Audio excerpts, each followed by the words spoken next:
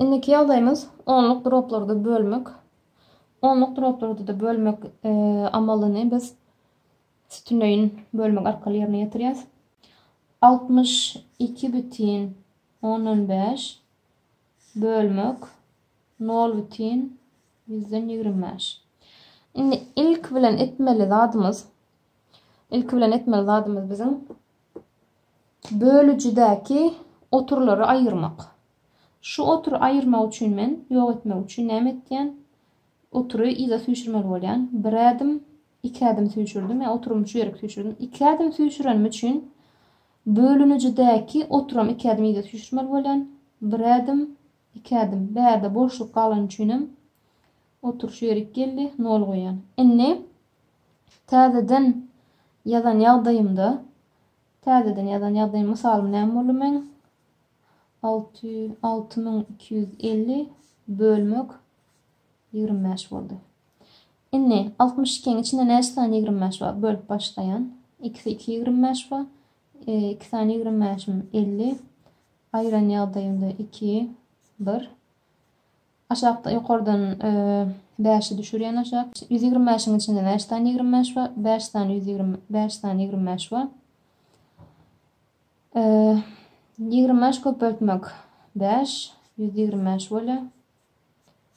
Aýrat, galyndy 0 galdy. Bu ýerdäki 0'y men göni ýedine geçirip bilen. Demek jogabym 250.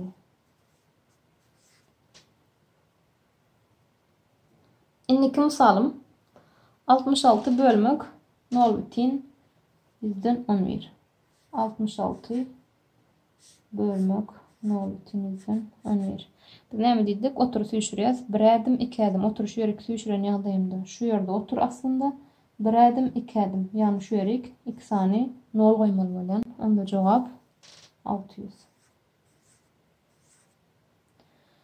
Indiki mysalym 323,16 323,16 bölmek 4. Indi bärde seredýän bölüjimde hiç hilek otur ýok. Onu süýşürmek zat etmem gerek däl. Men göni bölmege başlaýan. Bölmege başlayan ýagdaýymda seredýän 3'ün içinde 4 ýok. Demek 32'nin içinde seretmeli bolýan. 32'nin içinde näçe 4 bar? 8. 4 8'den 32. Aýyrýan 0 galy. 3 aşağı düşürýän. 3'ün içinde 4 barmy? Ýok. Onu indiki sifiri düşürmeli bolýan. Indiki sifiri düşüremde 2 sifiri birden düşürenim üçin bärik 0 berýän. Indi ýene bir etmeli zadym. Bitin sanym gutordy, men ýen bölegi düşürdüm aşağı. Bölek sany düşürenim üçin oturum bärik goýmaly bolýan. Indi seredýän 36'ň içinde 4, 9 gezek bar. 4 9'un 36 galyndyýymyz 0. Demek jogabymyz 80,19. 80,19. Indiki mysalymyza seredeli 12 bölmek 5. 12 bölmek 5. Bärde de hiç hilek oturlar ýok. Onu göni bölmege başlap bilýän. 12'nin 1'in içinde 5 ýok. 12'nin içinde näçe gezek 5 bar? 2 gezek 5 bar. 2 5'in 10. Galyndyýymyz 2. Indi bizim maksadymyz galyny galdyrman bölmek. Onu men isledigimçe şu ýerek özümden 0 berip bilýän. Ýöne haçanda özümden 0 berip başlanymda 12 diýen bitin bölegi gotaran üçin bärde oturum goýmaly bolýan. Onda 20'nin içinde näçe tane 5 bar? 4 tane 5 bar. 4 5'in 20 aýyrsak 0. Demek jogabymyz 2,14. Indi şu ýerde berilen mysala seredeliň. Bu mysaly işlemek üçin birinji edip biljek işimiz şu ýerdäki rasional şekilde berilen onluk droplary sany üçin maýdalajagy bölüp ilki bir san şeklinde yazmak. Ya-da rasional sanlaryň düzgünlerini ulan aşaklaryny deňläbem edip bolýar. Ýöne o gaty uzun bolýan üçin biz göni ýokarkyny aşağı bölmek şeklinde etsek hasan zat bolýar. Indi bärde rasyonel şekilde yazılan ýagdaýynda munyň has gysga usuly bar. Ýagny oturlary men aşagdaky sany otursyz goýasym gelýär. Onu näme etdiň şu otury süýşürýän tä şu 3'ün ýygyna gelýänçe. Näçe ädim süýşürsem şonça ädim sanyjyda süýşürmeli bolýan. Onu 1 ädim, 2 ädim, 3 ädim oturuş ýere gelýänçe 3 ädim bolýar. Onu şu oturum 3 ädim süýşürjek bolsam 1, 2, 3 ädim süýşür. Diýmek, öňümdäki nolar ýazmadyk ýagdaýymda bu näme bolýar? 15 gatnaşan 3. Indi seredemde 15 gatnaşan 3 diýmek 15 bölmek 3 bolýan üçin maňa işlemek gatnaşat düşýär. Indi ikinji sered ýaz. İkincide 0,14. Indi berde oturum ýogatjak bolsam näme etdiň? 1 ädim bärik süýşen. Mundan 1 ädim bärik süýşenimde 12,14 gatnaşan 4. Aýyrmak. Indi ikimde diýene 1 ädim süýşen, 1 ädim süýşenimde 20,14 gatnaşan 2.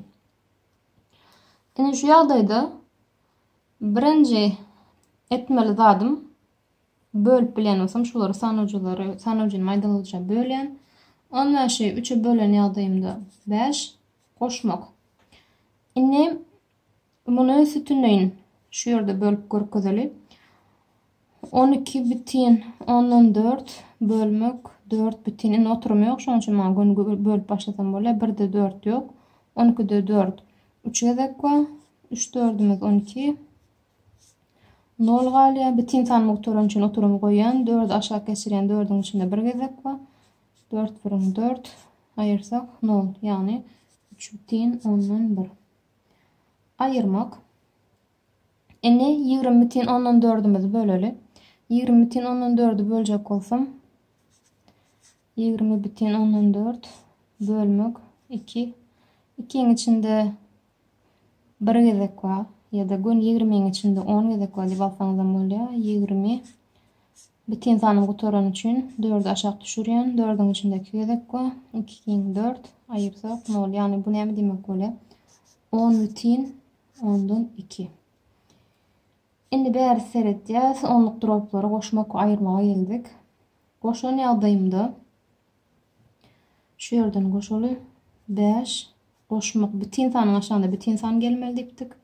5,1. Hiç zat ýok bolsa o ýerde 0 bar diýmek. 1 5 bilen 3 goşýar 8. Oturum şu duşdan goýan 8,10'dan 1 aýyrmak 10,10'dan 2. Indi aýyrmak seretýän bolyn 8,10'im 10'dan kiçi. Men bitin sanlarda polajitil atrisatil ýagdaýlary düşündiripdik. Haçan bir san polajitil we atrisatil garşy gelen ýagdaýynda ulu sanyň alamatyny goýup uludan kiçini aýyrýardyk. Ona şu ýerden 10,10'dan 2 aýyrmak 8,10'dan 1. 2'den 1 aýyrsak 1. 10'dan 8 aýyrsak 2. Oturumy ýene şu duşdan goýan. Demek jogap minus 2,10'dan 1. Onluk droplara değişli iň soňky düşündirjek dadymam onluk dropları 10'un derejesine köpeltmek ya da bölmek. Bu bizim hasaplamamız, ansatlaştırma üçin berilen usul. Misal üçin köpeldenmizde onluk drop köpeltmek 10'un derecesi bolanda üstlermeli zadym 10'un yani şu ýerdäki 1'in ýygyna näçe san 0 bar. Indi şu ýerde 1 san 0 bar. Onda men oturumy 1 ädim sağa süýşürip bilýän. Ya men muny sütünleýini köpeltmän göni 7,10 diýip ýazyp bilýän. Şunu 1 ädim şöyle süýşürenim üçin. Enniki de seredýän 1'den soň 2 0 bar. Diýmek 2 ädim süýşürmeli bolýan sağa. Ya ýadymyzdan çykarmaly däl bir zadymyz köpeldenmizde sağa süýşürýäs. 1'den soň näçe san 0 bar şonça ädim oturum sağa süýşürýän. Bölmekde tersine näçe 0 bar bolsa şonça ädim oturumy çepe süýşürmeli bolýan. Ona 1'den soň 2 0 bar. Diýmek 1 2 ädim. 1 ädim süýşürende 8'in ýanyna gelýär. Ýene 1 ädim süýşürmeli. O boşlugum 0 bilen doldurýan. Enniki-de 3 san 0 bar. 1 ädimi süýşüremde 4'ün ýygyna gelýär oturum. Ýene 2 ädim süýşürme sebäbi ýene 2 0 galdy. Onda ýene 2 san 0 ýygyna berýän. Onda jogap 15.400 bolan. Indiki mesele etken 10'un derecesinde 5 var. Bu näme demek? Birden soň 5 sany bolýar demek. Ona men şu ýerdäki oturumy 5 0 sagasy düşürmek bolan. 1 2 3 4 5. Onda şu ýerde bir boşluk galdy. Ona da bir nol goýan. Yani 1720 bolan. Indi bölmekdäki mysallara seredeli. Bölmekde näme diýdik? O biriň ýerine näçe nol görsem, şonça ädim oturumy çepesi düşürýän diýdim. Onda bölmek 1 bolan üçin men bu oturumy bir ädim bäri düşürýän. Bir ädim bäri kelip oturuş ýerden goýan ýagdaýymda bärdäki boşlugy nol bilen doldurýan. 0,1075 bolar. Indi bärde bitin sanymmy? Bitin sany demek oturum aslında şu ýerde demek. 100'e bölen ýagdaýynda, ýagny 2 nol var, demek 2 ädim düşmeli. 1 ädim, 2 ädim. Şu ýerden oturup goýan ýagdaýymda 2,145 bolar. Indi kimde? Onun derejesinde 4. Bu demek birden soň 4 sany nol var. Aslında oturum şu ýerde. Eger şunu men 4 ädim çepesi düşürýän bolsam, 1 ädim, 2 ädim, 3 ädim, 4 ädim. Öňüne de nol goýmaly bolan. 0,10.000'dan 1001. Indiki mysalymda da 10 birden soň 1 nol var. Demek 1 ädim öňe düşýän, yani öňe düşýän diýip çepesi düşýän. O da 5,25 bolar. Onluk droplara değişli düşündürecek temalarım häzirlikçe şulardan ibaret. Indiki sapamızda köplükler ve hakyky sanlar görürüz. Görüşençek.